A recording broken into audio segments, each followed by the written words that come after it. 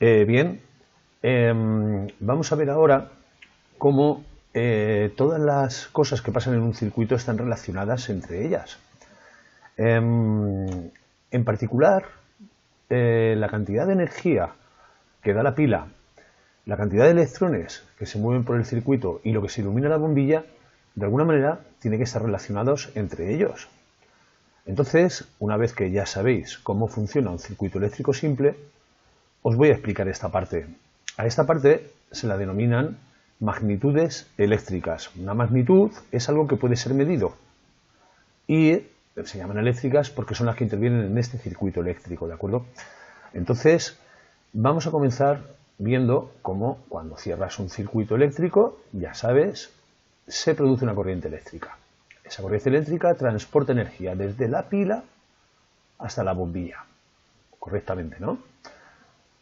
Y vuelve a por más, otra vez a la pila, y no deja de circular esa corriente con esa energía que transporta desde la pila hasta que abrimos el interruptor. Pero, ¿cuánta energía estamos llevando y cómo se llama esa energía? Bien, a esa energía se la denomina tensión o voltaje, es decir, la energía que da la pila se llama tensión o se llama voltaje y se simboliza con la letra V.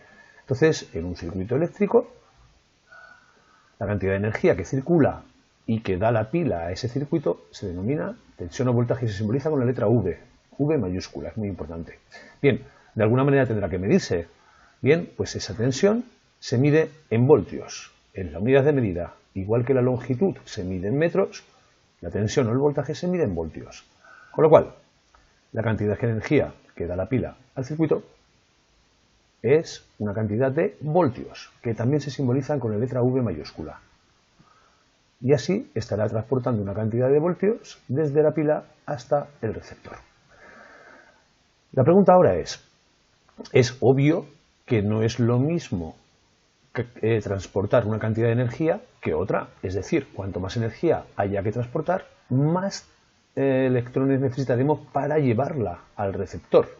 Por lo tanto, es obvio que la corriente que circula por ahí depende de la cantidad de energía o tensión o voltaje que estemos suministrando.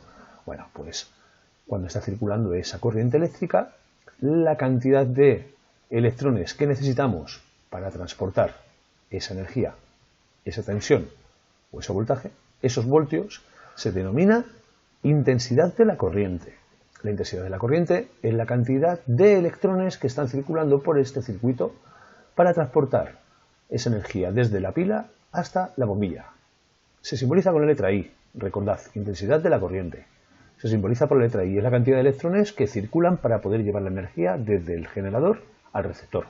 ¿Y en qué se mide? Bueno, pues tiene su propia unidad de medida, se mide en amperios, que se simboliza por la letra A.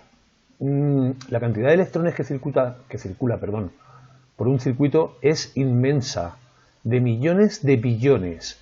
No se puede numerar la cantidad de electrones que circulan. Entonces lo que utilizamos es una unidad de medida, que es el amperio, que aglutina o que es el conjunto de muchos electrones, de millones de electrones. Es como cuando vamos a comprar arroz a una tienda. No pedimos 5.000 gramos de arroz, pedimos 1 kilo de arroz. Entonces, con los amperios, con los electrones se hace igual. La cantidad de electrones que circulan por el circuito son tan inmensos que utilizamos simplemente la unidad del amperio. ¿Ok? Bien, pues para llevar esa energía o tensión a este receptor necesitamos toda esta corriente, toda esta cantidad de electrones por segundo, ¿de acuerdo? Tensión o voltaje, intensidad de la corriente, amperios. Y finalmente, ¿cuánto se va a iluminar la bombilla? Bueno, pues eso va a depender de una propiedad propia que se denomina resistencia. La resistencia es la oposición que ofrece ese receptor a que pase la corriente a través de él. Es obvio que cuanto más potente sea el receptor, cuanto más luz pueda dar, más resistencia va a ofrecer.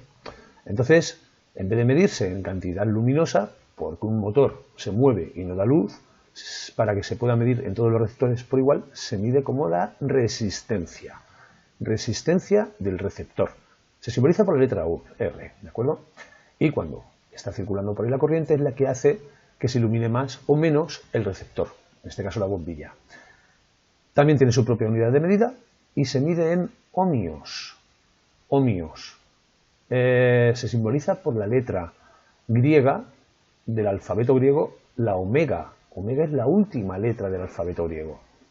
Entonces aquí tenemos las tres magnitudes que intervienen en un circuito eléctrico. La tensión o energía que suministra la pila, la intensidad de la corriente o cantidad de electrones que se tienen que mover por aquí para llevar esa energía hasta el receptor, y la resistencia del receptor, que es la que va a permitir transformar esa energía en otro tipo, en este caso en luz, ¿de acuerdo?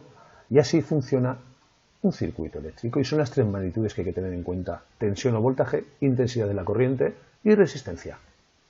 Bien, es obvio que una cosa tiene que estar relacionada con otra, obviamente, con una fórmula muy sencilla que enunció Ohm.